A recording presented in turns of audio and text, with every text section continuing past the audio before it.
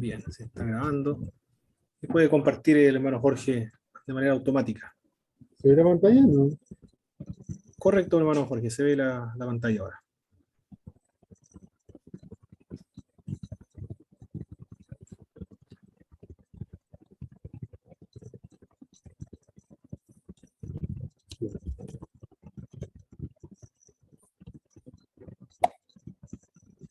Y se ve completo, ¿cierto? Correcto, se ve la pantalla completa. Ya inicia el comienzo, hermano Pablo, entonces. A ver, mi hermano Jorge.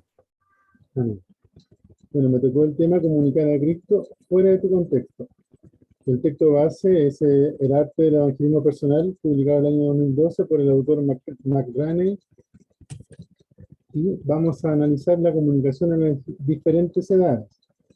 Primero, vamos a ver los niños, los adolescentes y los ancianos, que son las diferentes edades que vamos a abarcar en este tema.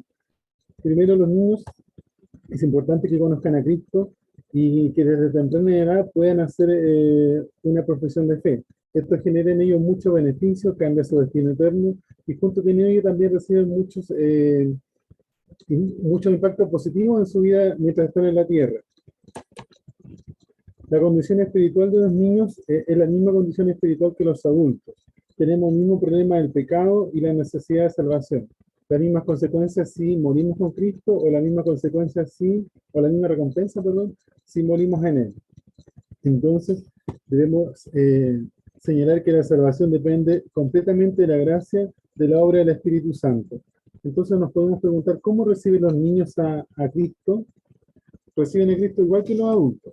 La diferencia radica en la forma en que a ellos se les presenta el Evangelio, ya que por su capacidad de comprensión es un poco limitada. Es importante acá que ellos conozcan a Cristo a través de las ilustraciones, la cual a ellos les da una mejor percepción de lo que se les está conversando, y asimismo asimila la verdad. Hay que tener algunas consideraciones también para predicar este evangelismo a los niños, porque a la hora de presentarle a Cristo, la Biblia no nos proporciona una información vasta de cómo se debe evangelizar a los niños. Otro punto igual es que los padres y la iglesia pueden ejercer cierta presión para que los niños hagan una confesión de fe aun si no están listos. El otro punto igual que los padres en algunos casos son reservados en extremo y no permite que terceras personas hablen de Cristo hacia sus hijos. Y lo otro es la tendencia a bautizar a los niños desde muy pequeños. También debemos considerar las características evolutivas para evangelizar a los niños. Debemos comprender que los niños son concretos, son literales y son simples. Les resulta difícil poder manejar pensamientos abstractos como lo que implican términos de salvación. Ellos requieren para una mejor comprensión que se les ilustre lo que se les está comunicando. De esa forma ellos asimilan mucho mejor.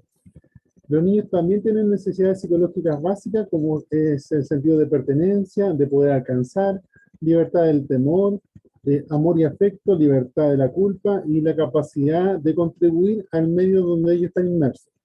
Estas necesidades básicas nos sirven a nosotros como medios para poder evangelizar. Es importante en esto poder evaluar la buena disposición que tienen los niños hacia la recepción del mensaje. Por lo tanto, es recomendable realizar preguntas abiertas, donde no buscamos nosotros encasillar al niño en una respuesta entre un sí o un no, sino que dejar que él se explaye para poder comprender y evaluar también cuál es el conocimiento que tiene de Cristo. Por ejemplo, preguntas abiertas que se le pueden hacer es, ¿sabes quién es Jesús? ¿Por qué tuvo que morir Jesús? ¿Qué le sucedió cuando Jesús murió? ¿Qué quieres que haga hoy Jesús por ti? Al escuchar la respuesta de los niños, nosotros vamos a ir asimilando cuál es el grado de madurez que ellos tienen en referencia al mismo evangelio. Y podemos ver, por ejemplo, un cambio en la disposición cuando él medita seriamente, cuando sus pensamientos son sobrios y las expresiones demuestran una preocupación o convicción del Espíritu Santo. O también cuando tiene una mente inquisitiva, una mente investigadora, donde se analiza y pregunta por ciertos hermanos, donde también pregunta sobre el bautismo, el perdón, la resurrección y la muerte de Jesús. Está interesado por saber. O el desarrollo de conceptos, donde ya tiene una mejor capacidad para poder explicar adecuadamente cuál es la persona y la obra del Espíritu Santo, de Cristo, una clara comprensión de la naturaleza del pecado, y esto puede indicar que verdaderamente el niño tiene una preparación para poder aceptar a Cristo. Lo que debemos entender nosotros al momento de evangelizar a un niño. Primero debemos tener cuidado y ser flexible con los niños en cuanto a la terminología que podamos usar. Debemos entender que son niños y nos expresan igual que los adultos en términos bíblicos. Debemos explicarles bien lo que es el concepto de fe y de creer. Y tenemos algunas necesidades básicas que tienen los niños que debemos incluirle nosotros también. Que primero, en la naturaleza de pecado y la necesidad del individuo, la persona y la obra de Cristo, el requerimiento de Dios para la salvación, el resultado. Y en el resultado nosotros vemos lo que hace Dios a través de la salvación. Perdón. Una guía para el evangelismo. Nunca debemos nosotros suponer que el niño sabe, siempre debemos comenzar desde el principio, usando palabras y conceptos que el niño pueda entender, como ya le mencioné anteriormente. Los niños piensan en términos concretos y literales. Si nosotros le decimos, cúbrete la sangre de Cristo, ellos van a pensar que tienen que echarse sangre encima. Entonces debemos nosotros ser cuidadosos y explicarles esos términos. Haz preguntas abiertas y escucha las respuestas que ellos dan, la que tú quieres que den y la que no dan. Eso nos ayuda también para poder abordar los temas con ellos. No buscamos respuestas que hayan sido dadas por otras personas, sino que buscamos conceptos que ellos comprendan. Es probable que los niños no respondan con términos cristianos comunes como nosotros los adultos, pero pueden recibir verdaderamente a Cristo. Por eso es importante poder escuchar lo que ellos tienen que decir. Debemos ajustarnos a lo básico cuando expliquemos el Evangelio, porque la comprensión se obtiene a través del concepto y las verdades previamente explicados. También debemos ayudar al niño cuando tenga preguntas y el Espíritu Santo se mueva en su vida. No debemos hacer presión para que acepte a Cristo, sino que debemos de tratar de guiarlo hacia la respuesta que él tiene, la pregunta que él tiene, perdón, y guiarlo en la respuesta. Hay términos que a los niños les cuesta entender con claridad, como por ejemplo pecado. Nosotros entendemos que es pecado, pero al niño, si le decimos eso es malo, eso es pecado, él no va a entender por qué es pecado. Entonces debemos explicarle que pecar es elegir tu propio camino en lugar que el de Dios. Es saber lo que debes hacer y de igual forma haces lo que tú quieres hacer. El pecado nos separa de Dios. Son formas en las que el niño va a ir entendiendo qué cosa es pecado. Igual que arrepentimiento, que es una palabra igual importante, donde le podemos decir al niño que arrepentimiento es decidir hacer las cosas de la manera que a Dios le agrada y lamentar las malas decisiones que nosotros tomamos. Entonces, eso es arrepentirse. Es una forma básica de poder explicarse a los niños y que comprendan. Hay otras palabras también que es necesario explicar, como obedecer a Dios, ser cristiano, nuestro Salvador, el Espíritu Santo, el bautismo, la cena del Señor, concepto que el niño debe aprender para que nosotros después podamos aplicar un evangelismo. ¿Qué hacer entonces con un niño para evangelizar? Primero debemos entender que cada niño es diferente y cada situación también es diferente. Hay niños a los que vamos a evangelizar muchas veces y hay otros que solamente nos vamos a encontrar una sola vez con ellos.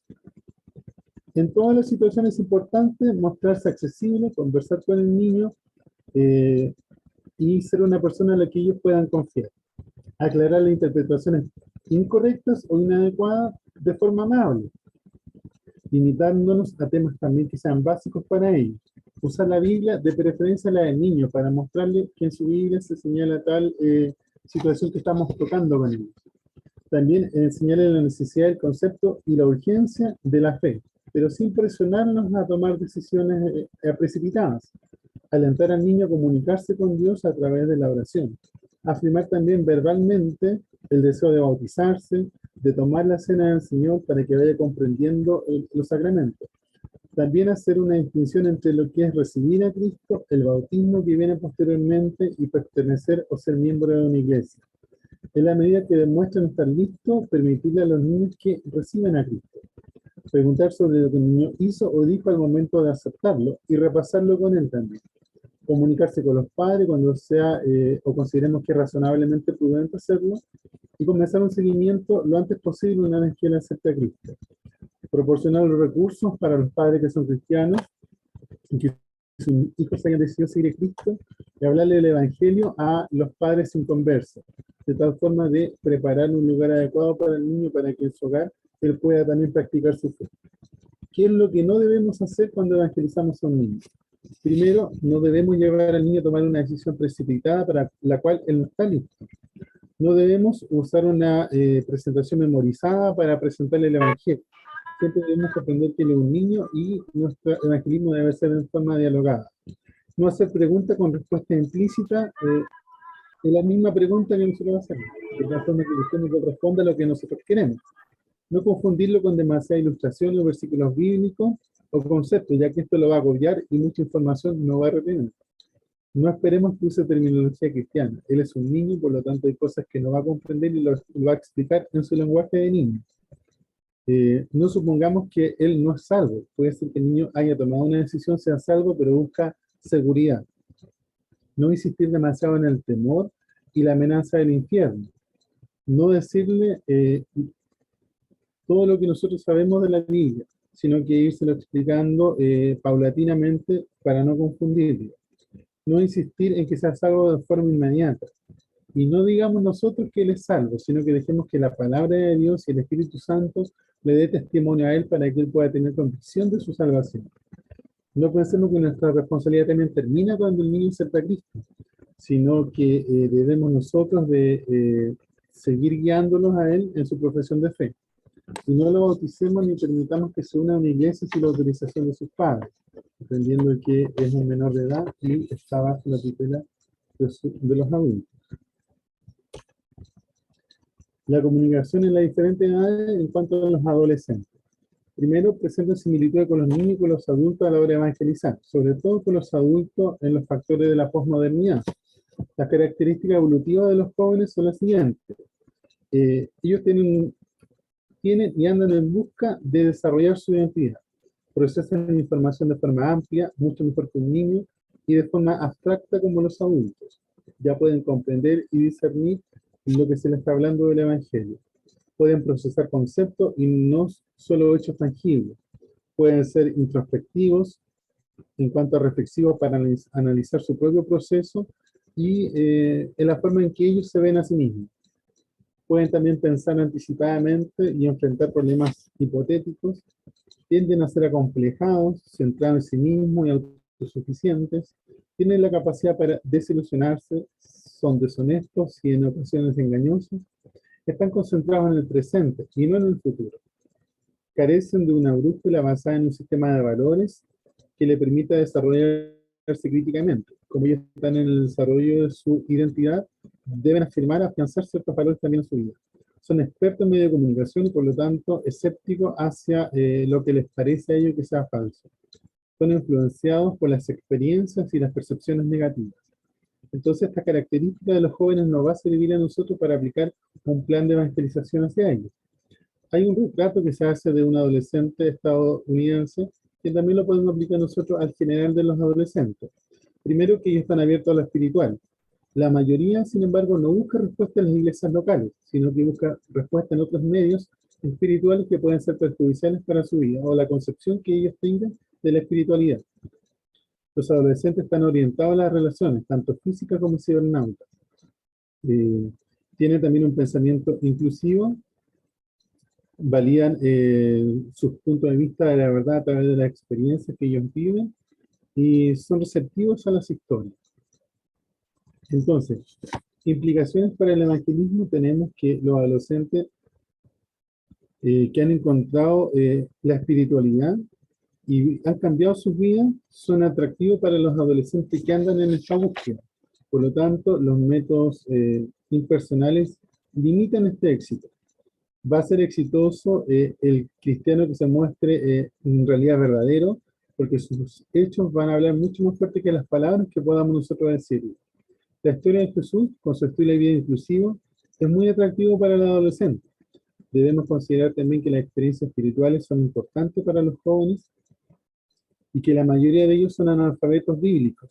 Es decir, no han crecido quizás como nosotros con historias bíblicas que son una herramienta fundamental para la comunicación poderosa del Evangelio y el mismo testimonio que nosotros como cristianos podamos dar a la hora de evangelizarlos. ¿Qué hacer a la hora de evangelizar a un joven? Primero, construir bases de amor y de confianza y tiempo para poder hablarles de Cristo.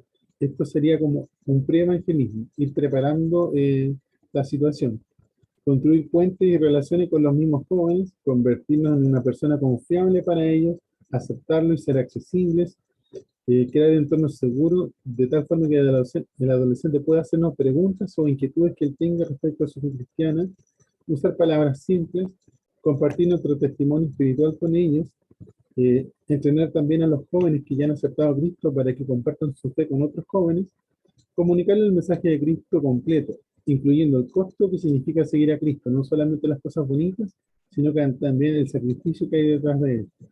Responder a las preguntas con sinceridad, inclusive si no lo sabemos, decir no lo sabemos. Asegurarnos de que los adolescentes sepan que ellos son los que tienen que tomar la decisión de seguir a Cristo, no ser impulsados por sus padres o por los amigos, sino que son ellos los que deben decidir tomar esta importante decisión. Y conectar a los adolescentes con algún grupo convertido de la iglesia de tal forma de integrarlos. ¿Qué es lo que no debemos hacer al momento de evangelizar a un adolescente? Ser crítico, porque esto genera barreras. O sea, debemos entender que él tiene una opinión distinta, una cosmovisión distinta a la que nosotros queremos o le vamos a explicar. Entonces, no debemos ser críticos con eso, sino que un tanto condescendiente. No lo debemos obligar a creer en el evangelio de la fuerza. No debemos otorgarles respuestas simples cuando hay preguntas complejas. No debemos tampoco endulzarlos con los beneficios de Cristo, sino sin pasar por alto el costo que significa seguir a Cristo. No debemos decirle que sigan a Cristo, nosotros teniendo una vida que no sea auténtica ante los ojos de ellos, y también ante el Señor. Y no bautizar a los adolescentes sin la autorización de sus padres, ya que ellos son la autoridad que tienen y a la cual deben honrar. Los jóvenes van a rendir su vida a Cristo a medida que tenga sentido lo que se les predica a ellos. Por lo tanto, es responsabilidad de los cristianos escucharlos, conocerlos y ejemplificar que seguir a Cristo tiene un sentido desde las perspectivas, valores que ellos tienen. Para los ancianos, sin embargo, es mucho más simple porque tienen mucho tiempo libre, vida y experiencia que les sirve para ayudar a otros. Ellos pueden reflexionar mucho más fácilmente en cuanto a su pasado y también están abiertos a lo que viene hacia el futuro después de la muerte. Sin embargo, nosotros no podemos visitar a un anciano sin crear primero un vínculo o una relación con ellos, porque de lo contrario, creamos en ellos inseguridad, creamos en ellos temor a estafas o cualquier otro tipo de temor infundado y pierden la noción de lo que nosotros le vamos a hablar de Cristo por la preocupación que tiene a lo que le puede ocurrir. También tenemos la comunicación transcultural.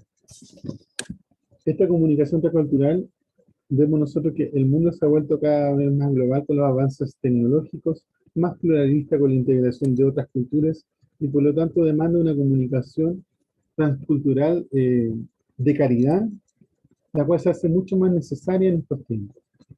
Esto lo vemos cuando los adultos le hablan del evangelio a los niños. Aquí nosotros podemos ver que se está aplicando una comunicación transcultural. También cuando el rico le habla al pobre, o cuando el iletrado le habla al educado. O por qué no decirlo, cuando nosotros le hablamos a un extranjero o también a una persona que tiene una etnia distinta. Claramente estamos nosotros aquí traspasando barreras culturales. La iglesia cristiana es una subcultura con su propia cosmovisión, nuestro propio lenguaje, nuestros rituales, nuestra forma social de ver la vida y nuestra forma de conducta. Por lo tanto, al evangelizar a otros debemos salir de nuestra zona de confort, de nuestra subcultura y adentrarnos a la cultura a la cual queremos nosotros llegar. Por ello es importante ir al mundo a predicarle a los perdidos y no esperar que los perdidos vengan a nosotros. A veces las cosas no ocurren. La tarea del misionero entonces es tres tareas. Primero, comprender correctamente cuál es la posición que tiene el misionero en nuestra cultura. Codificar nuestro mensaje adecuadamente que sea comprensible y que impacte a quien lo llevamos. Hablar con pertinencia, es decir, adecuadamente sin ofender, teniendo en cuenta las preocupaciones de la otra persona. Nuestra tarea no es convertirlo a que sean como nosotros, sino que sean como Jesús en su propia cultura. También debemos comprender la cultura.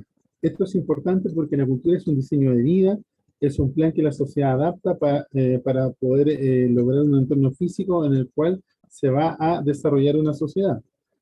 Por lo tanto, es un elemento esencial, la comunicación efectiva, comprender cuál es la cultura a la cual nosotros vamos a ir. para hacer que el Evangelio tenga sentido desde la perspectiva de quien estamos evangelizando.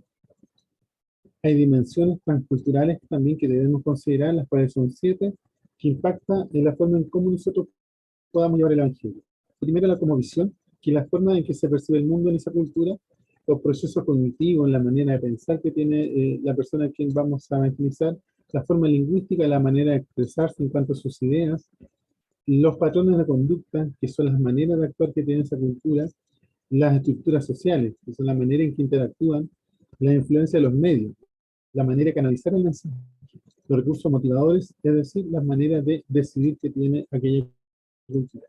Si nuestros hábitos, si nuestro enfoque evangelístico violan estos patrones de cultura, esto puede obstaculizar nuestra evangelización, puede obstaculizar el poder presentarles a Cristo, ya que para ello va a ser mucho más importante que se le respeten sus valores, sus creencias, y es aquí donde se hace imperiosa la necesidad de la comunicación transcultural, donde nosotros debemos codificar, es decir, reunir la información necesaria, transmitirla a través de la comunicación efectiva y decodificarla para que tenga comprensión por el receptor. El misionero entonces, ¿qué debe hacer? Despojarse de su propia cultura para poder empaparse de la cultura a la cual quiere llegar, de tal forma que no tenga barreras transculturales. ¿Cuáles son los modelos de comunicación transcultural? Primero, la comunicación debe darse en el lenguaje del receptor de la cultura. Segundo, se trata de una verdad de comunicación del Evangelio, una revelación. Por lo tanto, va a ser cuestionada radicalmente en la manera de entender cómo esta es representada en el lenguaje usual, llamándose a la conversión. Es decir, en el punto 3, la conversión radical nunca puede ser adquirida o lograda a través de una experiencia humana, por más elocuente que pueda ser el mensajero, sino que va a ser a través de la obra del Espíritu Santo. Una opinión crítica, un breve comentario de la exposición.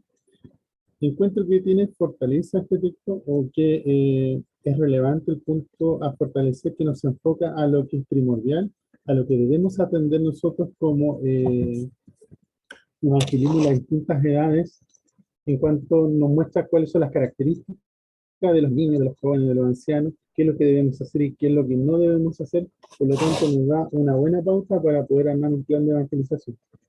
Una debilidad que encuentro es que la autodeterminación de ciertas edades, ya sea del adolescente, quizás está un poco más restringida. Consideremos un adolescente de 17 años, quizás en nuestro pensar, en nuestra cultura, no es necesario que cuente con la autorización de sus padres para poder aceptar a Cristo.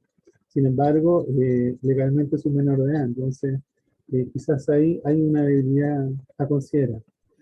Los puntos en los que estoy de acuerdo es que se debe considerar el lenguaje que se usa en la comunicación, en la evangelización, ya que no es lo mismo evangelizar a un niño, a un adulto o a un anciano, o a una persona extranjera, porque lo que nosotros podamos decir o transmitir o comunicar, si no hemos investigado, puede ser ofensivo para ellos, y vamos a crear nosotros barreras transculturales. Entonces estoy de acuerdo con ese punto. El punto en desacuerdo, bueno, actualmente la situación que ha pasado con el estallido social en nuestro país y en el mundo entero, creo que quizás los adolescentes no están tan receptivos al mensaje del Evangelio. Sin embargo, en el texto podemos entender quizás por qué. Porque muchas veces nosotros llegamos con un mensaje a nuestro modo, sin haber investigado cuál es la situación actual o el contexto en que vamos nosotros a evangelizar. ¿Y de qué manera nace este mensaje, esta exposición? Bueno, primero para abrirme a los espacios que quizás desconocíamos. Porque muchas veces, como le decía en el punto anterior, nosotros vamos a evangelizar como nos evangelizaron a nosotros. O creemos que es efectivo quizás hacerlo de esa forma. Y puede ser que sea así, pero no en todos los casos. Entonces, nos ayuda este texto en estas características de las distintas edades o de las culturas, poder enfocarnos y precisar nuestro evangelio hacia dónde lo vamos a dirigir. Creo que eso sería mucho más efectivo. Gracias por su atención. Excelente, hermano Jorge. Muchas gracias por la disertación. Tengo algunos materiales acá de la evangelización de los niños. Bueno, estos los materiales lo compré para mi hijo. Esto, por ejemplo, lo venden en la CLC, la Centro de Literatura Cristiana. Son pequeñas historias bíblicas. 1.900 pesos sale este texto y viene con ilustraciones, con breves narraciones, a todo color, porque a los niños les gusta lo que tiene muchos colores y las narraciones breves.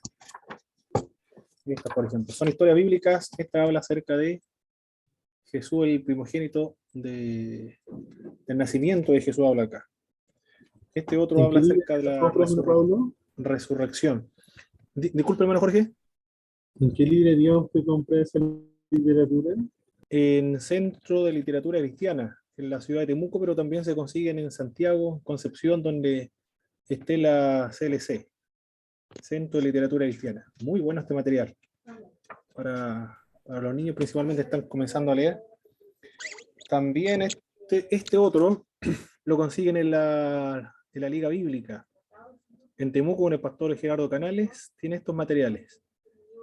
Esto mi esposa ahora está trabajando con mi hijo este texto. Y este, por ejemplo, son varias lecciones. Aquí está, son en total, son como 12 lecciones más o menos. No son mucho más, son hartas historias. Y está compuesta esta historia de un texto bíblico, por ejemplo, y luego la narración o el resumen de ese texto bíblico terminan con 3, 4 preguntas que le plantean al niño, y el niño responde de acuerdo a lo que escuchó, y luego hay una oración en cada lección, hay una oración. Por ejemplo, acá en esta oración dice: Señor Jesús, te doy gracias porque viniste a esta tierra para limpiar mis pecados. Yo no sé cuántos pecados tengo, pero como tú eres Dios, tú sí lo sabes, por favor, límpiamelos. Quiero que tú seas mi Salvador, ven a vivir dentro de mi corazón. También te pido que me ayudes a obedecerte siempre, amén. Esas son las composiciones de estas lecciones. Hay un texto bíblico, un resumen del texto bíblico, pregunta y termina con una oración para que el niño comience a practicar las oraciones, y viene también con ilustraciones. Esto lo consigue en la Liga Bíblica de Temuco, con el pastor Gerardo Canales. También, este es un nuevo otro, ¿eh? Otro libro de la Liga Bíblica, lo consigue en Temuco. Son también ilustraciones, preguntas y oraciones al final, con ilustraciones a todo color. Y Biblia Ilustrada. Esta es la otra Biblia Ilustrada también de la Liga Bíblica de Chile. Con el pastor Gerardo Canales en Temuco lo puede conseguir también.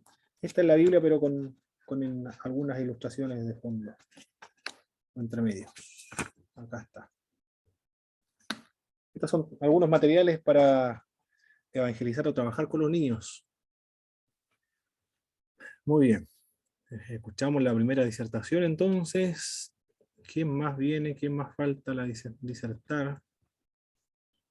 Nuestro hermano Jorge disertó. Hermano David, entonces, si tiene la disertación listo, hermano David.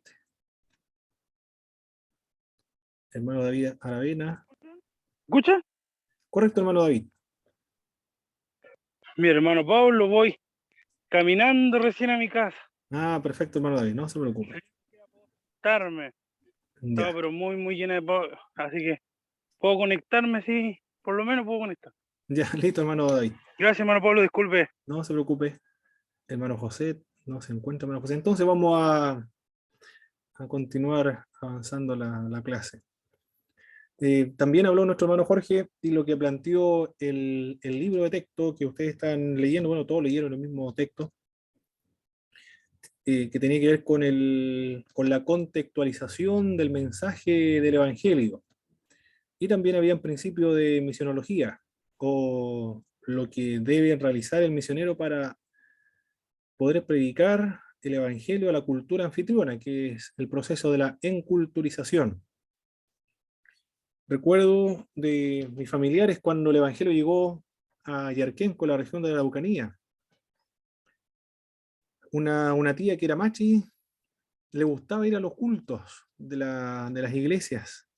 Era una iglesia pentecostal y se vestía con sus trajes típicos, con la iquilla, con la tapelacucha, con el trailonco también. Y le gustaba porque era muy parecido a los guiatunes, lo oculto por las manifestaciones espirituales que se veían ahí. Y en una oportunidad, una tía abuela ella, en una oportunidad una hermana se le acercó en danza y le tomó la tapelacucha y el trailonco, que son algo de plata que lleva aquí en la trailonco, en la cabeza, y la tapelacucha lo que lleva aquí en el pecho, aquí colgado se pega con unos prendedores aquí en el pecho, y dijo que eso era del diablo. Y mi tía nunca más fue al culto. Y no solamente mi tía, sino que ninguno de los familiares de ella, nadie más fue a ningún culto evangélico. Y de ese momento a los evangélicos se les consideró como personas no gratas dentro de la comunidad. Lo que ocurrió en ese momento es lo que estamos viendo acá con respecto a la contextualización, que fue una ofensa. No fue una ofensa sin significado, sino que fue una ofensa cultural. Los trajes de ella, de una macha con la taperacucha, trailón, con lequilla, era como nosotros en nuestra cultura vamos a la iglesia con terno, corbata, con la ropa más elegante, de gala.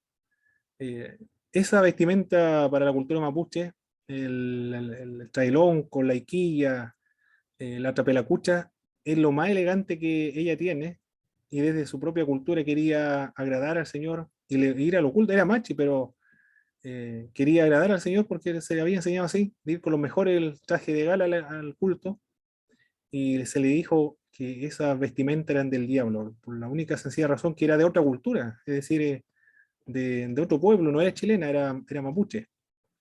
Y lo que quiso hacer parece que se convirtiera no que se convirtiera a Cristo, porque estaba en ese proceso, sino lo que se pretendió ahí fue que se convirtiera de mapuche, que se convirtiera a una chilena. Eso fue lo que en el fondo intentó hacer la hermana. Ahí se violó un patrón terriblemente, una descortesía, un patrón cultural eh, terrible. Bueno, después, por misericordia, algunos hemos llegado al Evangelio. Pero eso quedó ahí como una marca contra los evangélicos. Bien, vamos ahora a trabajar con la clase número 8. ¿Dónde está la clase lista? Ahí está.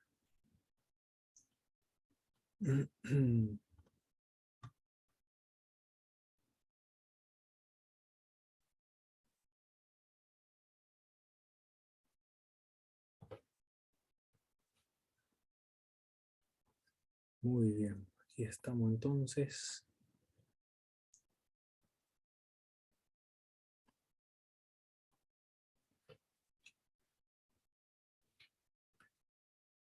También estos apuntes están basados en el mismo libro de texto que ustedes están utilizando, de McDaniel, del año 2012.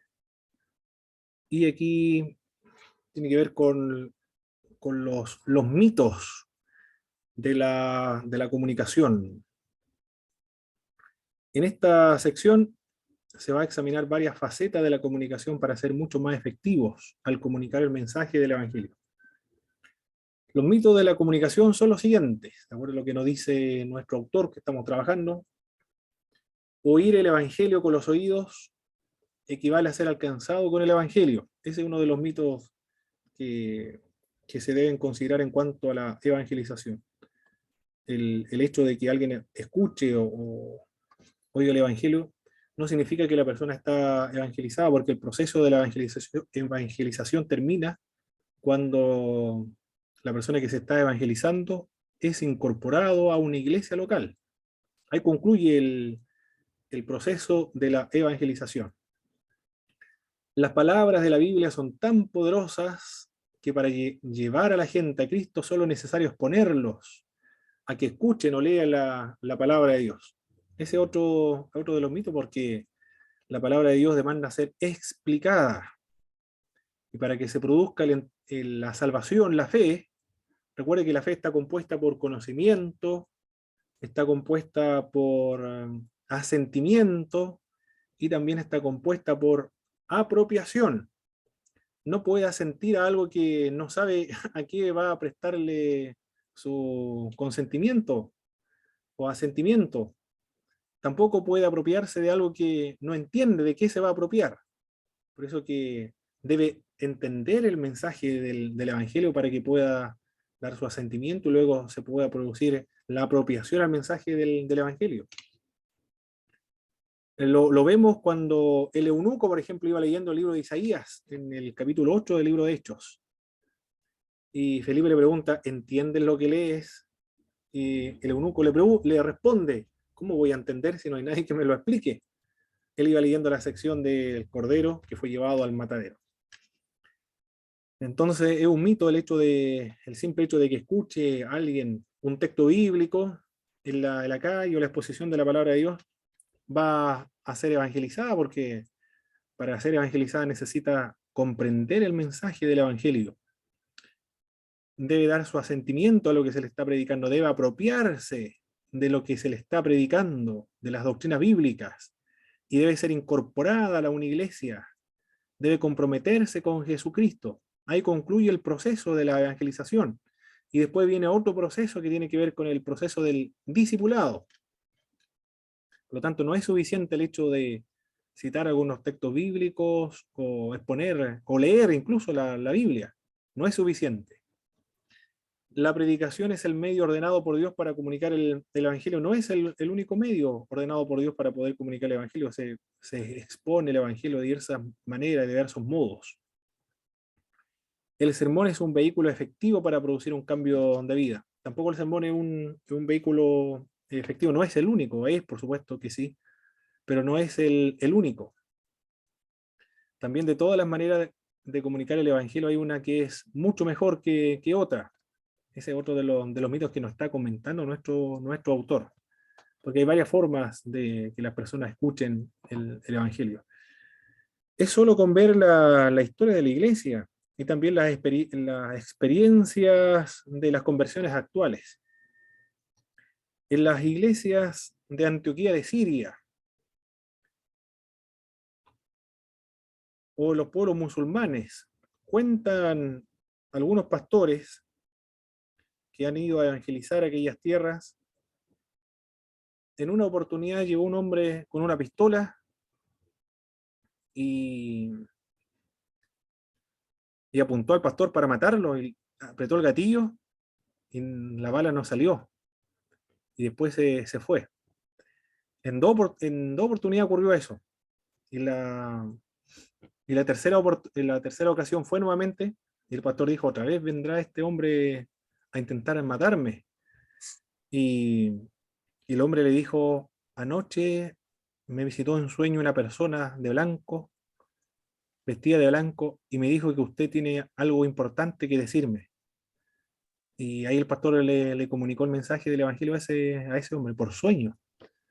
Así, por lo tanto, no solamente el, el sermón o un testimonio personal también, sino por medio de experiencias extraordinarias como esa.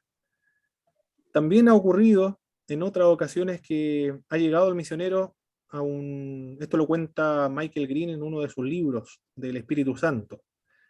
Señala Michael Green en su libro que el Espíritu de Dios prepara el terreno con anticipación para que cuando llegue el misionero se le resulte más fácil la tarea de la evangelización ahí.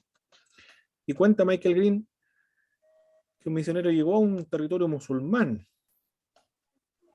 a hablar acerca de Jesús, y la gente de ese lugar conocía de Jesús, había escuchado anteriormente de Jesús, pero nunca había ido un misionero a hablar de Jesús a esa tierra, y preguntó cómo sabían de Jesús.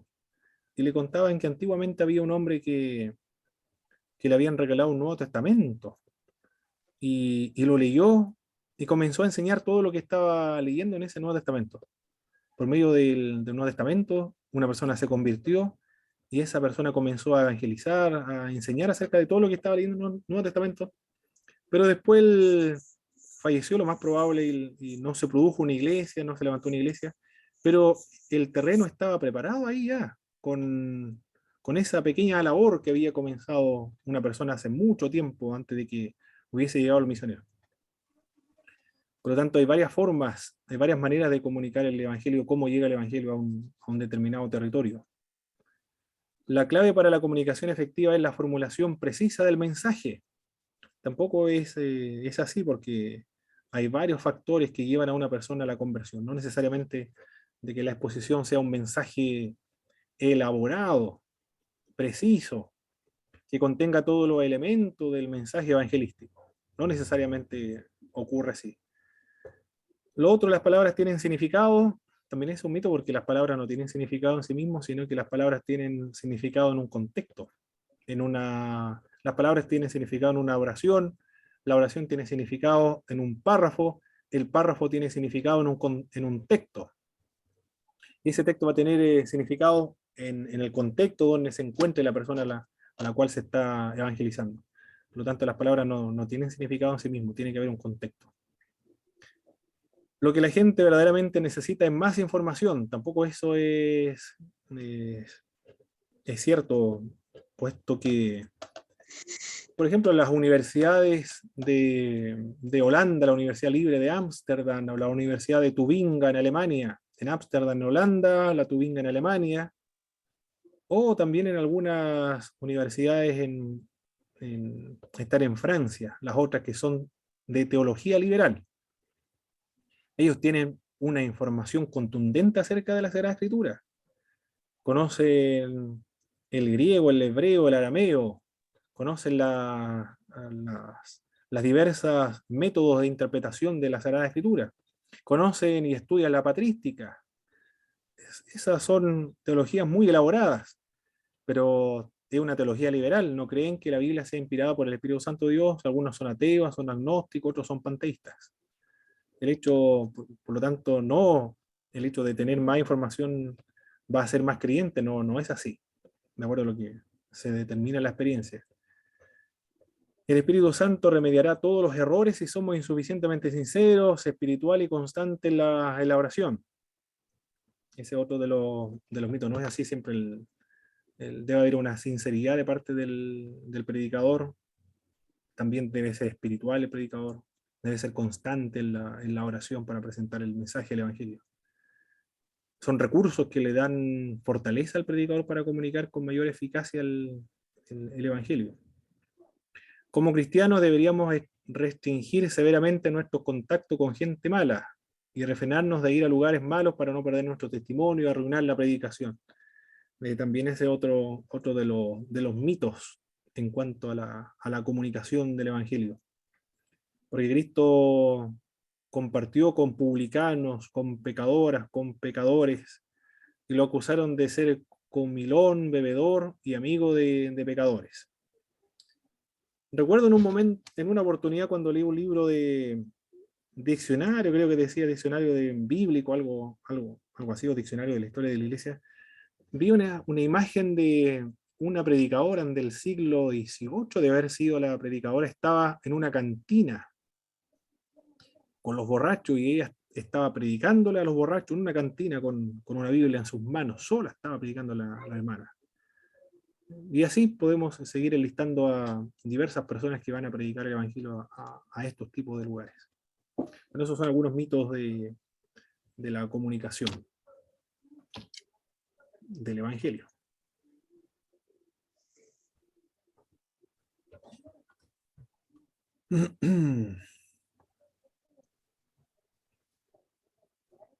En cuanto a los estilos de la comunicación, hay varios estilos para comunicar el Evangelio. Hay un estilo que consiste en que se está centrado en uno mismo. Este estilo tiene algunas debilidades, por ejemplo, el temor y la intranquilidad acompañan este tipo de estilo, porque la persona se concentra en cómo enfrentar una falta. Y también la autoconciencia existe en niveles muy exagerados cuando el mensaje está centrado en uno mismo. Acá puede ser un testimonio, por ejemplo, un testimonio personal, puede ser un tipo de estilo, porque también hay testimonios personales que llevan a una persona a creer al mensaje del Evangelio. El apóstol Pablo en varias ocasiones, en 2 oportunidades en el libro de Hechos, cuenta su testimonio, y también el apóstol Pedro cuando da su informe en lo que ocurrió en la casa de Cornelio, en 2 oportunidades también se menciona. El otro, centrar en el mensaje.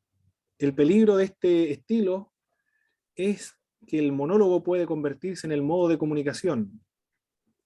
Y el monólogo, en la actualidad a la gente no le gusta escuchar un monólogo. Hasta los presentadores de programas de entrevistas que dan monólogos prefieren hacer participar a la audiencia. El problema acá con la comunicación central del mensaje es que se produzca un monólogo, no haya interacción, comunicación o retroalimentación con la persona que está escuchando el mensaje o el evangelio. El otro está centrada en la otra persona. En este estilo el comunicador se considera a sí mismo, considera el mensaje también, pero no al punto de descuidar al receptor. El transmisor está comprometido a escuchar, escucha a la persona que está siendo evangelizada, está sensible también hacia la persona que está siendo evangelizada, dialoga con la persona que está escuchando y comprende a la otra persona, está empatizando con la otra persona. Demuestra respeto por el receptor, incluyendo su lenguaje, su marco de referencia, la situación de su vida, la clase social y también sus valores. Aquí un ejemplo bíblico de este tipo de estilo de comunicación lo podemos ver en el libro de Hechos, en el capítulo 8, con el eunuco y Felipe. Felipe le hace una pregunta: ¿entiende lo que lees? ¿Cómo voy a entender si no hay nadie que me explique? Y a partir de esa lo suben al carruaje. No es probable que comience a entrar en una comunicación con Felipe. Y luego Felipe, después de haber escuchado al eunuco, comienza a partir de esa porción de la Sagrada Escritura a explicar de quién está hablando. Te ruego, por favor, le dice el eunuco, que me digas de quién está hablando el autor, de sí mismo está hablando de otra persona. Y luego comienza a hablar Felipe. Ese estilo es la misma que podemos ver acá que está centrada en la otra persona, en el receptor. No comienza una especie de lanzarle un texto bíblico, otro texto bíblico a la persona que está escuchando. Se convierte en un monólogo porque está centrado en el mensaje. Los estilos actuales prefieren el que está centrado en el receptor, está escuchando al receptor, está empatizando, está sensible también al otro. Aquí el evangelista no es que debe conocer los pasos para la evangelización o los pasos para la salvación, de dominar muy bien la Sagrada Escritura, la historia de la Biblia, la doctrina bíblica, sino que escucha primero las necesidades de la otra persona y en base a las necesidades, las inquietudes que tenga, las interrogantes que tenga, a partir de ahí comenzar a evangelizar o hablar acerca del Señor, de acuerdo a las necesidades que tenga. Mi hermano Pablo, Sí, hermano David. esto se daría más en una conversación, ¿cierto? Por ejemplo, un ejemplo por ejemplo, en un bus o en una plaza, ahí se aplica bien esto, ¿cierto? Exactamente, en el evangelismo personal, correcto.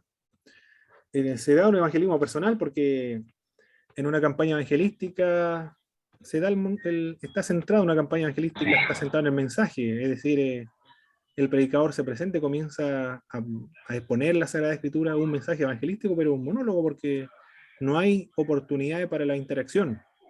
El predicador no sabe cuáles son las inquietudes, las interrogantes, las preguntas que tenga la persona que está escuchando. Acá en el evangelismo personal está centrado en el otro, en el receptor. Aquí se debe escuchar, se debe sensibilizar, amén, se debe empatizar, conocer. Hermano Pablo, ¿Sí, hermano Henry? Permítame una breve alusión a la conversión del pastor Carlito Soto. Cuando nos encontramos acá en la esquina de Valparaíso con Antifil, en Temuco, Santa Rosa, tienen que haber sido a partir del momento que nos conocimos, porque él era pandillero con su amigo con el que se convirtió. Fueron unos 3 meses de estar conversando ahí en la misma esquina. 2 o 3 veces a la semana me esperaban después de los cultos al pasar. Pero yo recuerdo de que eso que menciona usted, de que había una interacción, era tanta el hambre que Dios había provocado en ellos, que me abrumaban con preguntas.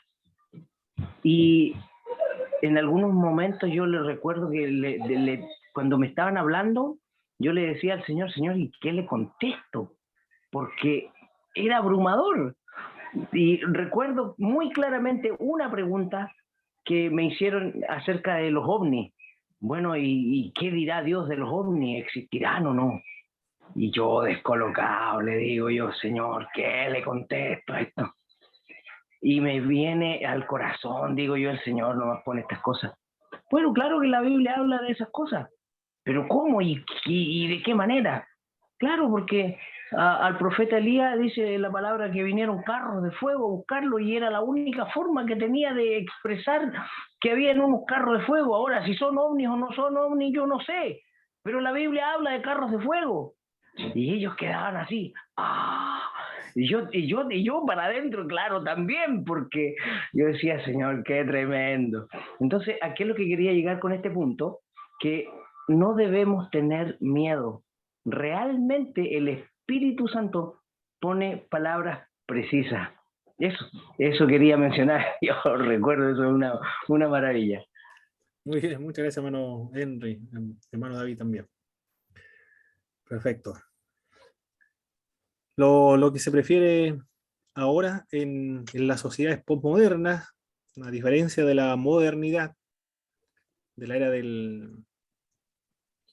de las ciencias también, y la era del protestantismo, porque el protestantismo surge con la modernidad, dialoga con la modernidad. Ahora estamos en otra época, la posmodernidad, el lenguaje pulido, centrada en el mensaje, en el mensajero, eso ya ha caducado para la necesidad y lo que la gente busca ahora. Ahora el estilo que se prefiere es la que está centrado en el otro. De hecho, hay algunos autores. Aquí tengo un libro, no sé si lo había mencionado anteriormente o en otra clase, pero hay uno, incluso, hay un profesor de la Universidad Católica de Temuco, pero ahora debe estar en otras partes del mundo viajando.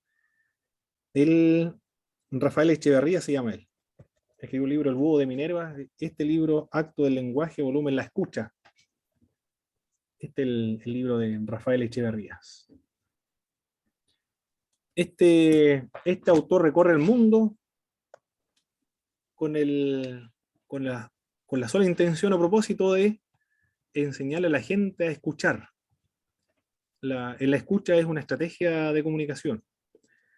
En las universidades, en las empresas, en los colegios, no recuerdo dónde más lo invitan a él para que dé sus conferencias. Él es un entrenador, entrena a las personas para enseñar a la gente a aprender a escuchar, porque el escuchar a la otro es una gran estrategia, una gran herramienta para poder comunicar con mayor efectividad.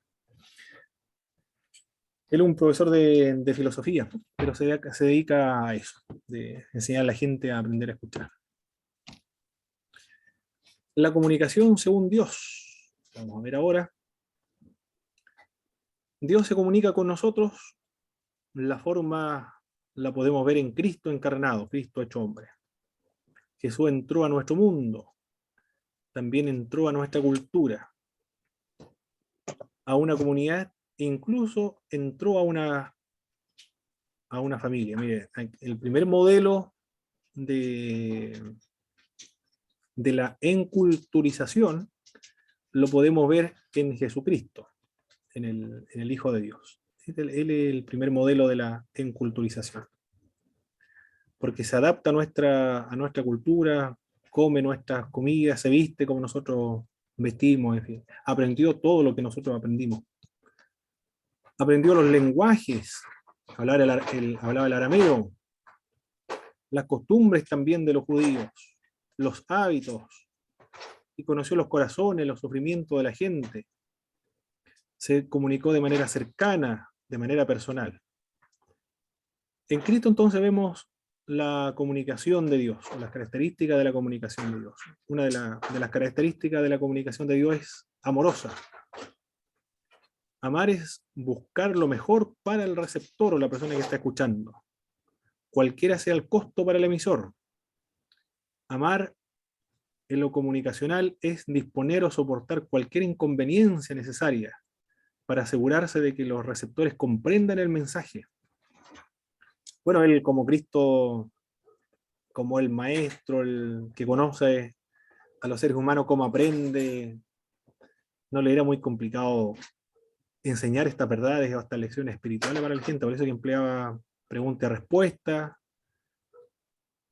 hacía preguntas para que los discípulos respondieran, o los que estaban escuchando respondieran, hacía también, utilizaba medios concretos, visibles, didácticos, de tal manera que las personas comprendieran lo que se estaba tratando de comunicar. ¿Qué elementos concretos, objetivos, el Señor Jesucristo utilizó, que ustedes recuerden, para ilustrar su mensaje? Ejemplos concretos o objetivos o visibles.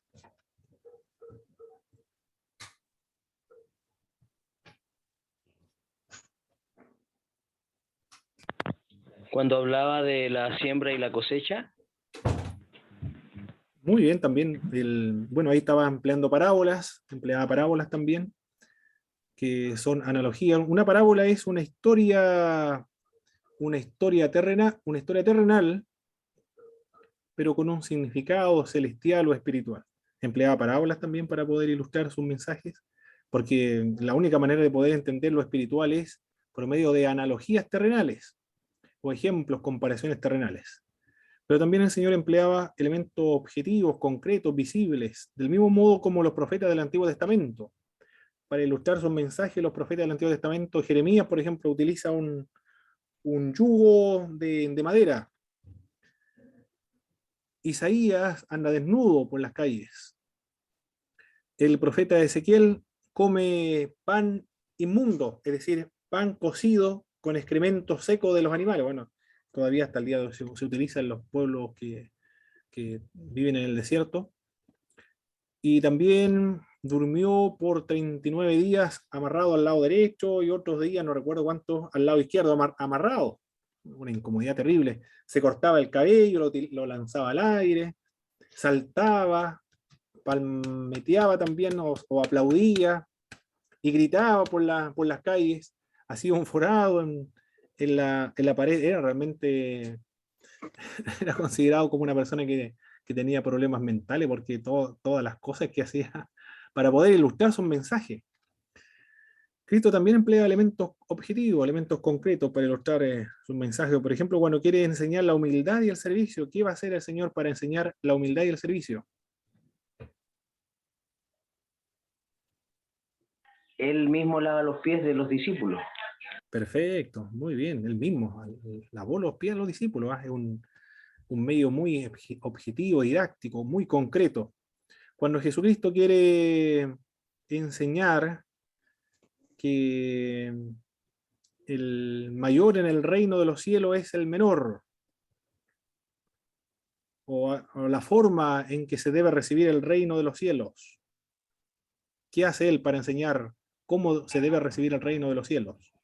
Llama a un niño y los pone delante de los discípulos. Excelente, esos son los medios objetivos que emplea el Señor para ilustrar el mensaje. Muy bien. También otra característica de la comunicación de Dios es personal. Se identifica personalmente con sus receptores. Como persona, Dios interactúa con ellos y se vuelve vulnerable con ellos. Se hace hombre.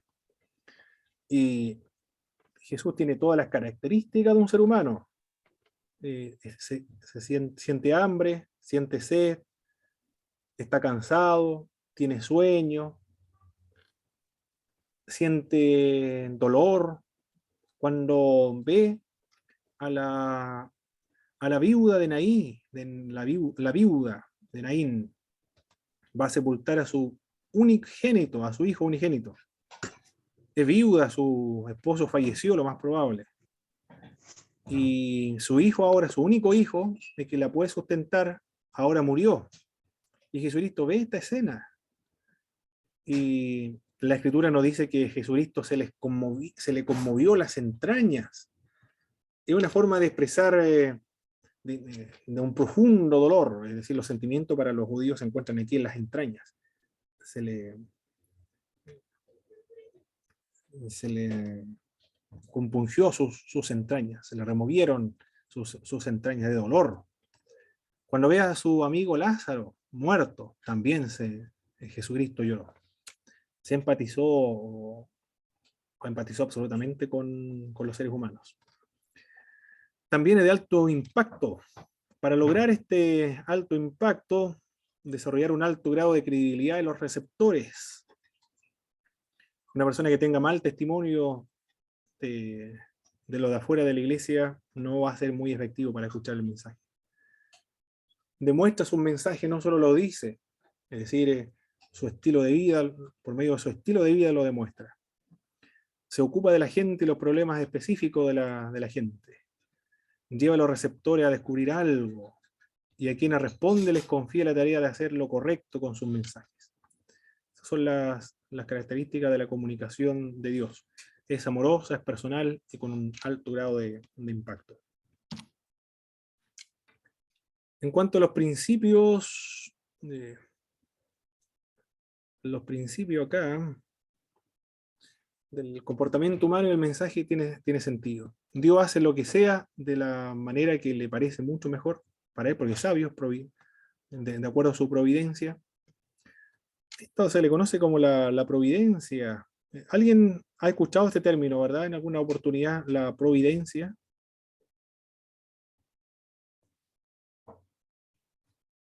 Cuando se habla de providencia, ¿a qué se alude o qué es lo que queremos significar con este término?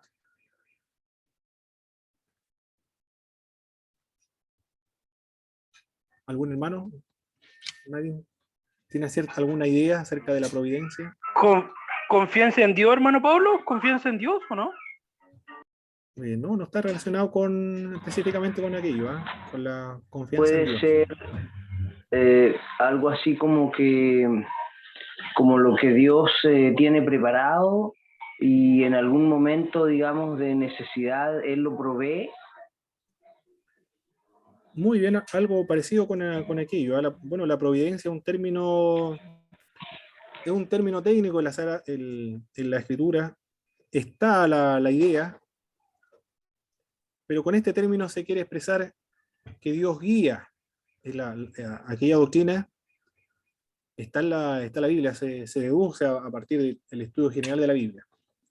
Dios dirige, guía, controla o supervisa todos los acontecimientos de la historia, las circunstancias políticas, económicas, culturales, nacionales, e incluso las circunstancias más pequeñas, las circunstancias individual de la vida de cada uno de los seres humanos aquí en la Tierra. Lo guía, lo administra, con la finalidad de que se cumplan sus buenos propósitos. Y eso se ve a través de todo. Algunos no creen en la providencia, algunos dicen estos asuntos y estos acontecimientos son, como el término que se le aplica, son acontecimientos coyunturales, creo que le llaman, son coyunturales históricos. Pero otros le denominan aquello como providencia. Es decir, Dios el que está detrás de todos los acontecimientos que ocurren en el mundo y de las circunstancias pequeñas de la vida de los seres humanos para que se cumplan y se lleven a cabo sus propósitos. Esto se logra ver en la Sagrada Escritura, cuando dice que Él pone reyes, levanta reyes, y todo lo que acontece Él lo lleva a su buen fin, a su dirección. Bueno, a eso se refiere la providencia. Eso es lo que queremos decir, que Dios hace lo que sea de la manera que le parece mejor, porque es sabio y es todopoderoso, por eso que puede hacer absolutamente todo lo que sea. Pero como es sabio, lleva a cabo todos los acontecimientos, pero con buenos propósitos.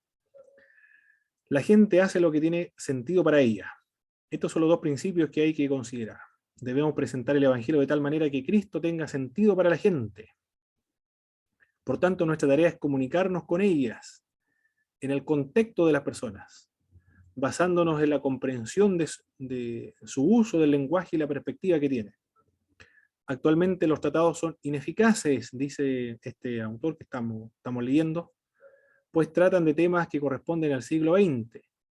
Es decir, la gente no quiere ir al infierno, la gente quiere ganar el cielo. Es decir, ¿por qué se le invita a las personas a aceptar a Jesucristo para que no vayan al infierno? Es lo que se predicaba en la Edad Media y también en los siglos anteriores. Ahora la idea es enfatizar para que vayan al paraíso de Dios. Y esos son los principios a considerar.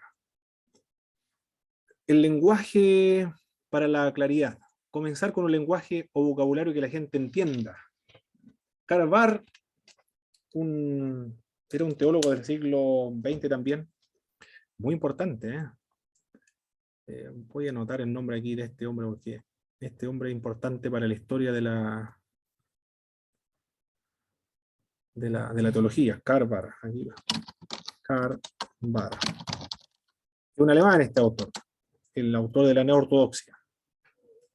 Pero él dijo algo muy importante en su libro La dogmática eclesial, bosquejo de la dogmática eclesial. Él dijo que el mundo necesita oír en un lenguaje profano lo que se escucha en la iglesia. El mundo necesita oír en un lenguaje profano lo que se escucha en la iglesia, que dentro de la iglesia, el lenguaje eclesial, o fuera de la pared de la iglesia, el lenguaje eclesial es un idioma chino que nadie entiende. Por eso que el mundo, para oír el mensaje del Evangelio, tiene que escucharlo o oírlo en un mensaje profano. Porque fuera de las iglesias ese lenguaje es un idioma chino. Cuando un hermano se sube a una micro, esto lo contó, recuerdo, Pablo Job lo contó en un momento, parece que fue él o otro, y se encontró con otro hermano evangélico y le dijo, Dios les bendiga, hermano. Comienza a preguntarle por sus familiares, su hijo, ¿cómo está? ¿Él está caminando? No, todavía no, él no está caminando. Había una persona que estaba detrás y él se imaginaba que estaba paralítico, habrá tenido un accidente. No, no está caminando, digo, todavía no camina. Y su otra hija, ¿cómo está su hija? No, esta hija anda en Egipto. Y la persona que estaba detrás se imaginaba en su cabeza que andaba de paseo, andaba de viaje en Egipto. Y su hermano, ¿cómo está su hermano? No, él ahora es ministro, le dijo. Pensó la persona que estaba detrás que era parte del gobierno, de alguna parte de tener algún cargo. Y su hija menor, ¿qué de su hija menor? No, ahora ella es levita, le respondía el hermano. La otra persona estaba imaginando que se levitaba. Y el otro está detenido. Ah, esa también, detenido. Estaba detenido. No, un lenguaje, el que estaba atrás no entendía todo al revés. Una paradoja para el no creyente, porque uno en Egipto, el otro ministro, pero otro detenido. ¡Wow! Exactamente. A eso aludía Karl Barth cuando decía que el mundo necesita oír en un lenguaje profano lo que en las paredes de la iglesia se escucha un lenguaje eclesial. Un Hermano idioma de Pablo, chino fuera de la ¿sí? un ejemplo muy bonito que me refería por acá en Temuco el pastor Daniel Navarrete. él trabajando en supermercado, había un cristiano que hablaba, pero y predicaba hasta por los codos y nadie ya quería oírlo. Pero en alguna oportunidad uno de los colegas se le acerca a él y le dice, oye, le dice, eh, ya está bien toda esta cuestión del evangelio y qué sé yo, y Jesucristo, pero ¿por qué el Dios de ustedes tiene que ser con Jesucristo? ¿Por qué?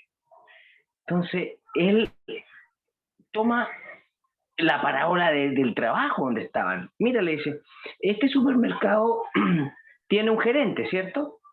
Claro, tiene un dueño. Puede ser un dueño o pueden ser varios dueños, pero el que manda más, se le ocurrió que aquí iba a poner a uno que iba a ser el jefe, ¿ya? Y ese jefe busca a la gente que a él se le ocurre. Bueno, y a este jefe se le ocurrió que le iban a poner un casco blanco y a los que van a trabajar un casco azul. ¿Estamos claros? Sí. Bueno, resulta que el dueño del universo escogió a su hijo Jesucristo porque es su persona de confianza y él busca también a sus personas de confianza. ¿Entiendes ahora? Le dijo él, pero qué importante, o sea, lo encontró algo genial. Y yo, cuando él me contó eso, yo dije, esta es una parábola moderna. Esto es maravilloso. Es lo que usted está diciendo, con palabras profanas, ¿cierto? Con palabras humanas, mundanas, de lo que queramos ponerle, pero explicarle al no creyente de qué se trata el Evangelio y por qué Jesucristo es el elegido de Dios. Creo que es algo muy sencillo de explicar, pero que muchas veces nosotros no lo tenemos a mano, porque, bueno, no sé, será falta de gracia, será que será, pero es importante, digamos, hablar con palabras sencillas para que el mundo entienda. Exactamente, ¿Verdad? muy bien, de eso habla este punto, ¿ah?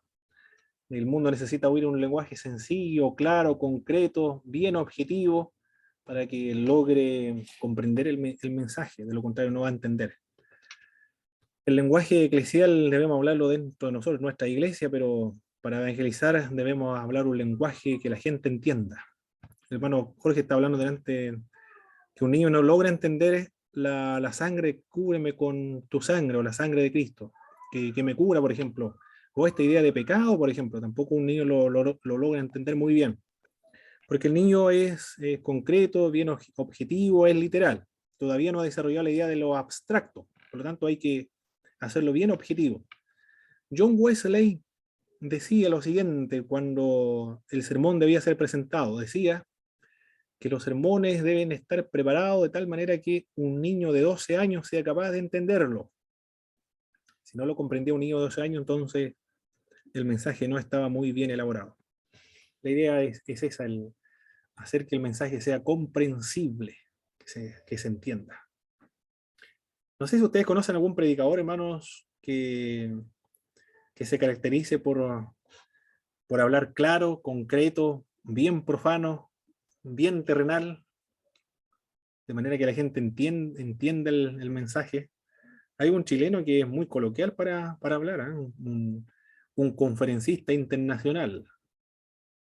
Ha recorrido todo el mundo. Él dice que no se siente de ningún país. Para él todos los países son su patria. Ya es anciano, ya dejó el pastorado porque predicaba muy fuerte, parece. Se dedica solamente a la evangelista y conferencista internacional. No sé si lo ubican, hermanos. El que dice mujercitas lloronas, canarios cantores. Esas son ¿Algún algunas. nombre, mi hermano Pablo? ¿Algún nombre? Va a ver si nos acordamos. Ernesto Silva. Sí, lo estuve Me suena, escuchando. sí, me suena. Sí, Cuando uno lo escucha parece que estuviera escuchando a Coco Legrand. sí, Ernesto Silva se caracteriza por el lenguaje coloquial. Él aplica muy bien lo que dijo Karl Barth. ¿No? Emplea de esos tipos de términos. Algunos son términos groseros para algunos. En una oportunidad trató a los homosexuales con grosería. Pero ese es su estilo, es la característica de él. Pero de eso los términos me Y acuerdo. habla, Mujercitas lloronas, canarios cantores. y habla de la gente que no conecta con el evangelio. Estos locos, dice, estos locos. Es muy coloquial. Exactamente, sí. Muy bien, él le aplica muy bien en lo que estamos hablando, del lenguaje profano, para que la gente entienda. Bueno, se limita un poco en algunas ocasiones Néstor Silva. Para una comunicación efectiva es importante entender cómo procesa la gente la verdad. Los que poseen un paradigma posmoderno le otorgan un elevado valor a la experiencia y también a las relaciones. La experiencia, mire lo que estamos hablando. Las sociedades posmodernas, lo que le otorga valor son las experiencias y las relaciones. En la época de la modernidad, lo importante era que el mensaje fuera lógico, fuera racional, y ojalá acompañado con evidencias científicas. En la época de la modernidad, racional y lógico. Esa es la característica del mensaje del siglo XX y de los anteriores. Es solamente de analizar algunos sermones antiguos. Son muy lógicos, muy ordenados. Pero ahora la gente lo que busca son las experiencias. Esa es la característica de las sociedades posmodernas. Por eso que buscan en varias religiones, en los hinduistas principalmente la nueva era, porque necesita experiencias. El pentecostalismo se basa y cultiva mucho las experiencias, por eso se debe cultivar y fomentar también las experiencias espirituales, porque las sociedades posmodernas son dadas las experiencias, este tipo de experiencias espirituales. Y lo otro, las relaciones, es decir, el sentirse parte de un grupo, el de que otra persona esté interesada en su situación espiritual, las relaciones. La iglesia de la Viña, no sé si alguien conoce la iglesia de la Viña, es una iglesia, no es neopentecostal, sino que es una iglesia emergente, está clasificado como una iglesia emergente. No tiene mega iglesias, principalmente arriendan terrenos. La figura del pastor pasa desapercibida en esta iglesia de la Viña, las iglesias emergentes, porque alcanzan otro estrato de la sociedad, que son la clase media alta, clase alta. Por eso que la figura del pastor, dice Eugenia Feyakova, pasa desapercibida porque está trabajando y sirviendo a personas que son gerentes de empresa, que están acostumbrados a estar en altos puestos, altos cargos. Por eso que pasa desapercibida la figura del pastor. Son no iglesias mega iglesias, sino que son grupos reducidos, y ellos le dan énfasis a los grupos, a los grupos pequeños, a los grupos reducidos. Oran por las necesidades específicas que tenga cada uno de los miembros de estas iglesias, de la iglesia de la Viña. Porque sabe que estas iglesias surgen con la posmodernidad, las iglesias emergentes, y una de las características de la posmodernidad son las experiencias, porque también son iglesias carismáticas, pero también las relaciones, están muy preocupados los unos de los otros, y oran los unos por los otros.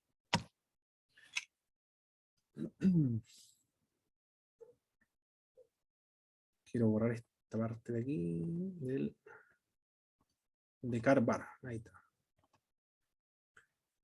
La comunicación como ciencia y arte. Durante el siglo XX, los métodos evangelísticos se apoyaron en hechos científicos y números. Algunos títulos de los tratados más populares para evangelizar son las 4 leyes espirituales, por ejemplo, Pasos para estar en paz con Dios. Billy Graham escribe un libro, de hecho, que habla acerca de estos temas, paz con Dios. ¿Quién más? Estaba leyendo otro libro, buscar el Charles Swindoll, creo que es uno de los libros, también habla acerca de cómo encontrar paz para con Dios. ¿Estás seguro? La ciencia es parte de lo que recibimos de la modernidad. Existen contribuciones significativas del pensamiento científico y lógico, pero no todo es científico y no todo está predispuesto a procesar la vida y la información a través de los métodos científicos. La gente actualmente, de hecho, está desilusionada de la modernidad, de los científicos, por eso que busca nuevas experiencias, no por medio del método científico. Por eso algunos tratan de buscar experiencias místicas y espirituales con la ayahuasca. Se van a Perú, a la selva amazónica, para tener experiencia con la ayahuasca. Me acuerdo de un Astorga, Rafael Astorga, parece que Rafael Astorga, el de Televisión Nacional, viajó a la Amazonas, y él dice que los chamanes de la Amazonas conocen el 70% del uso de las plantas que se encuentran en la Amazonas, en la selva. Conocen el 70%, increíble la cantidad de conocimiento que tienen de las plantas, las plantas medicinales, para qué enfermedad sirve cada una de las plantas. Y le preguntaron a un chamán, ¿y usted cómo sabe que esta planta sirve para el cáncer, por ejemplo, sirve para la vista, sirve para el estómago, en fin, para el dolor de cabeza, para el resfriado? Y él dice que por medio de un sueño,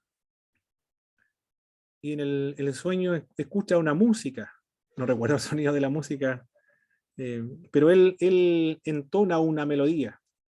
Y eso es todo. Esa melodía, esa música que lo escuchó en el sueño, él recibió el conocimiento de para qué sirve esa planta.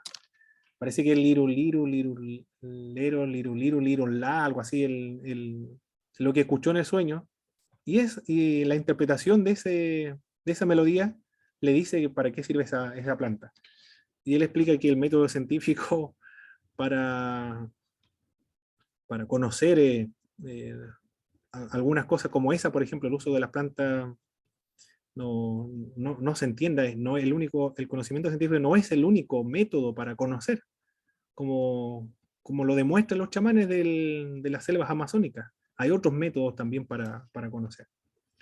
Bueno, otros métodos para conocer también, por ejemplo, la verdad de las Sagradas Escrituras, lo conocemos por revelación espiritual, por medio de la acción del Espíritu Santo en el creyente, también es otro método, no es, no es un método científico tampoco. El posmodernismo tiene su raíz en el arte, que ha aumentado su valor y su uso en la cultura posmoderna. Por lo tanto, el evangelismo del futuro, en un entorno altamente científico, nos hemos visto tentados a confiar en las presentaciones hábiles, lógica y precisa del Evangelio. El evangelismo personal del pasado se describía como hacer una presentación del Evangelio, impecable, bien pulida. Este es un enfoque científico. La comunicación del mensaje del Evangelio, la exposición de la historia del Evangelio posee una naturaleza más artística. En el evangelismo del futuro, seremos más como la iglesia primitiva, donde no poseemos modelo de evangelización. La iglesia primitiva no tenía un modelo de evangelización, sino que dependía de la guía del Espíritu Santo para desarrollar un modelo más artístico para el Evangelio. Mire, esto de la evangelización del futuro que se va a parecer más a lo artístico, esto tiene sentido. Recuerdo cómo una iglesia del Oriente, no recuerdo cuál de todas las iglesias del Oriente, pero ellos fueron a buscar varias iglesias para ver cuál de todas las confesiones cristianas ellos van a adoptar en su país. Porque fue enviado por el monarca o por lo menos un gobernador, alguien de autoridad política. Visitó una iglesia católica y lo encontró muy fría, muy ritualista, muy externa. Y después visitó una iglesia protestante. Y la iglesia protestante también la encontró muy racionalista, muy fría, muy seca. Probablemente fue una iglesia luterana o presbiteriana, no sé a qué iglesia protestante habrá ido. Y después llega a la iglesia de Constantinopla, a una iglesia ortodoxa, a la iglesia de Constantinopla, actual Estambul. Pero es la iglesia griega, del Oriente. Y dice estos enviados políticos, dice, allí se encontró en el cielo. Es solamente escuchar una divina liturgia de las iglesias del Oriente. ¿Cómo son estas divinas liturgias? Todo está cantado, todo se canta. Ahí el arte es lo que predomina, la música. Y también las pinturas. Y esa iglesia adoptó el cristianismo, pero de la versión ortodoxa. ¿Y cómo lo adoptó? Por la música, por la técnica, por el arte. Tiene sentido la evangelización del futuro. Se va a asemejar más a una forma de arte que a una fórmula científica, nos dice este autor. El desafío del evangelismo en la sociedad posmoderna hay que abordarlo. El contexto de hoy es diferente a la época de la modernidad. El modernismo ha perdido gran parte de su poder. Es especialmente para las generaciones más jóvenes. Nuestra tarea es examinar la cultura, no para inclinarnos a la cultura en la cual nosotros estamos, sino para poder comunicarnos con mayor eficacia al Evangelio. Debemos interpretar no solo el texto, sino también la cultura en la cual aplicamos las sólidas herramientas de la comunicación del Evangelio.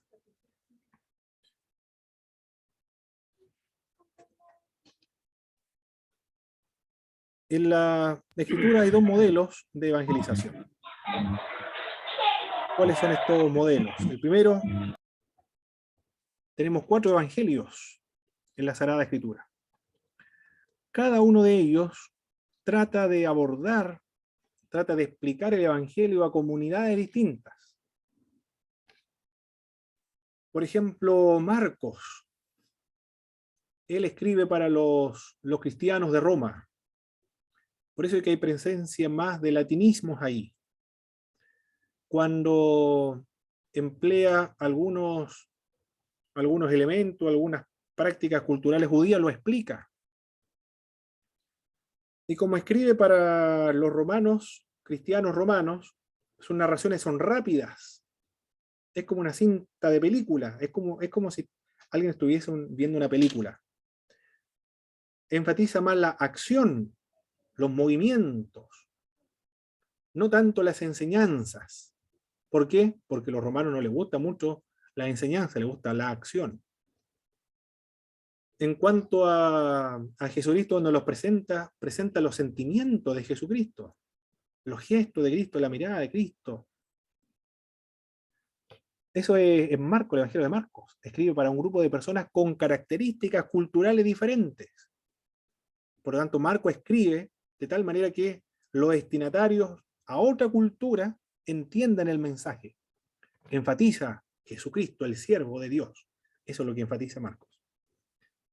Mateo escribe para otro tipo de personas. Escribe para los judíos que se convirtieron a Jesucristo. Por lo tanto, allí no es rápida las narraciones, no enfatiza la acción como Marcos, sino que enfatiza ahora en el Evangelio de Mateo las enseñanzas, los discursos son más largos, más elaborados, hay más parábolas, está más ordenado, más clasificado, no es tan desordenado como Marcos. Hay una enseñanza, parábola, está muy bien ordenado de manera lógica. Cita bastante las Sagradas Escrituras del Antiguo Testamento y algunas prácticas del judaísmo. Él escribe para los judíos. El énfasis de Mateo es Jesucristo es el Mesías, el Rey de Israel. Lucas escribe para otro tipo de personas. Escribe para los gentiles. Es más universal. Se preocupa por los pobres, por las mujeres, se preocupa por los niños. Enfatiza el Espíritu Santo de Dios. Esas son las preocupaciones, porque escribe para otro tipo de personas, gentiles, griegos que se han hecho cristianos. Juan escribe de manera universal el mundo, todo el mundo, de tal manera amó Dios al mundo, en el mundo estaba, el mundo fue hecho por medio de él. Los 4 evangelios, y también algunos señalan que se escribe con la finalidad de satisfacer las comunidades griegas que se encuentran en Éfeso. Cada uno de estos evangelios escribe y adapta el mensaje del evangelio, selecciona algunos episodios de enseñanza de Jesucristo para que tenga sentido para las comunidades a las cuales ellos escriben, las comunidades receptoras. Ahí vemos ejemplos bíblicos de contextualización. Estas personas se contextualizan al grupo que desean alcanzar. Nos están dando ejemplos de nuestro trabajo. Si nosotros queremos alcanzar a un grupo de personas, debemos conocerla y adaptarnos de tal manera que tenga sentido y sea relevante, sea importante o significativo para ello el mensaje del Evangelio. No se debe predicar, por ejemplo, a los mapuches como se predican a los chilenos, o en el norte, incluso los chilenos en el norte, como se predican en la isla de Chiloé, por ejemplo, o los que viven en las cordilleras con los que viven en el mar, o los que viven en el campo y los que viven en la ciudad. Es diferente porque se va a emplear parábolas o algunos ejemplos, ilustraciones distintas para los que viven en el campo y en la ciudad, los que son pescadores o los que son mineros. O a los gitanos también, se les va a predicar de manera distinta. Bueno, si son misioneros ya tan culturales, también deben adaptarse a la otra cultura para poder predicar el Evangelio. El primer modelo de la contextualización o la enculturización, adaptarse, el misionero se adapta a la cultura de Jesús, quien se adaptó a la cultura de los seres humanos, en este caso la cultura judía. Pedro y Pablo también se adaptaron a las culturas, son otro ejemplo de comunicadores efectivos en su propio contexto. Pedro, cuando está predicando en el libro de los Hechos, cita las Sagradas Escrituras. Esto es lo que dijo el profeta Joel en Hechos capítulo 2. En los posteros tiempos derramaré de mi espíritu. Y también habla acerca de que los judíos mataron a Cristo, pero esto lo hicieron por desconocimiento, por ignorancia, pero ahora Dios llama a todos que se arrepientan en todas partes. Cita bastante las Sagradas Escrituras del Antiguo Testamento para confirmar el mensaje de que Jesucristo es el Mesías, porque cita Salmos también. Mi hijo eres tú, yo te he engendrado hoy. Pero cuando Pablo predica el Evangelio en Atenas, por ejemplo, allí no va a citar las Sagradas Escrituras del Antiguo Testamento. No lo cita, el mensaje es el mismo, pero no cita las Escrituras del Antiguo Testamento. Porque no, la audiencia es distinta, no le está predicando a los judíos, sino que le está predicando a los griegos. Los griegos no consideran el Antiguo Testamento, no lo conocen tampoco. Quizá algunos sí, pero no es una escritura autorizada. No es la escritura de los griegos, es la escritura limitada de los judíos. ¿Cuáles son los textos que son autoridad para los judíos, por lo menos que los conoce, que es parte de la cultura de ellos? Son los escritos filosóficos de los estoicos, los epicúreos, los poetas griegos, los que escribieron literatura griega. El mensaje va a ser exactamente el mismo, pero el método que va a emplear va a ser distinto porque la audiencia es distinta. El apóstol Pablo dice, como uno de los poetas escribieron, en él somos, en él nos movemos y en él existimos. También parte del Dios no conocido, al Dios que ustedes adoran sin conocerle, es el Dios que yo estoy predicando. El mensaje es exactamente el mismo. Dios, el creador de todas las cosas, pero eso lo dijo un poeta griego. Y en él vivimos, en él somos, y no está lejos de nosotros, sino que en él vivimos, en él somos. ¿Y cómo cómo se pueden saber los griegos de que en él vivimos, en él somos? Porque uno de los mismos poetas de ustedes lo dijo. Y yo predico exactamente lo mismo. Después, cuando habla acerca de la resurrección de los muertos, sospechan y dudan un poco del apóstol Pablo, pero lo escucharon. El método para predicar es distinto, porque la audiencia es distinta.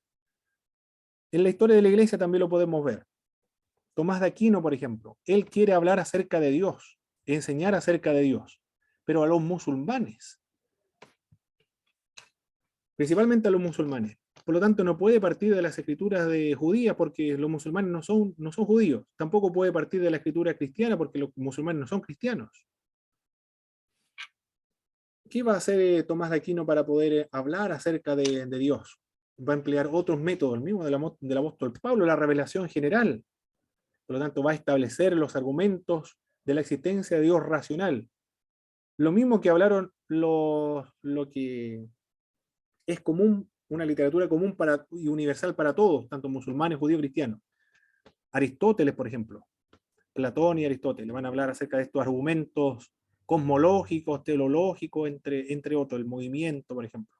Va a argumentar acerca de la existencia de Dios. A Dios se le puede conocer por medio de la teología o la revelación general, no solamente por medio de la revelación especial. Bueno, él lo que quiere hacer es que se conozca a Dios y poder enseñar de Dios, pero partiendo de algo en común, que es la revelación general. Tenemos ejemplos de la contextualización de los 4 evangelios, se adaptan de acuerdo a las audiencias distintas que quieren evangelizar, o no son evangelizar, sino que ellos desean discipular. Pablo y Pedro para evangelizar se adapta a sus respectivas audiencias, y en la historia de la iglesia, como Tomás de Aquino, se adapta también a distintas audiencias y empleando diversos métodos. Porque una de las primeras reglas para hablar en público es conocer la audiencia. Si conoce la audiencia, entonces va a poder dar un mensaje de tal manera que sea significativo para esa audiencia a la cual se quiere alcanzar. Muy bien, mis estimados hermanos. ¿Alguna pregunta, consulta de lo que hemos visto hasta ahora? ¿Alguna opinión, aporte de algún hermano? Sí, yo quería consultarle con respecto al tema de la iglesia de la Viña. ¿Qué opinión tiene usted del pastor que pasa desapercibido. No sé, tiene sentido para nosotros.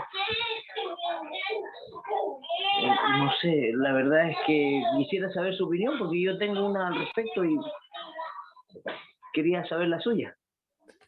Bueno, eso lo dice Eugenia Fediakova. Hizo un estudio ella de la Iglesia de la Viña, tanto en Puerto Montt como la que está en Providencia, creo que hay una.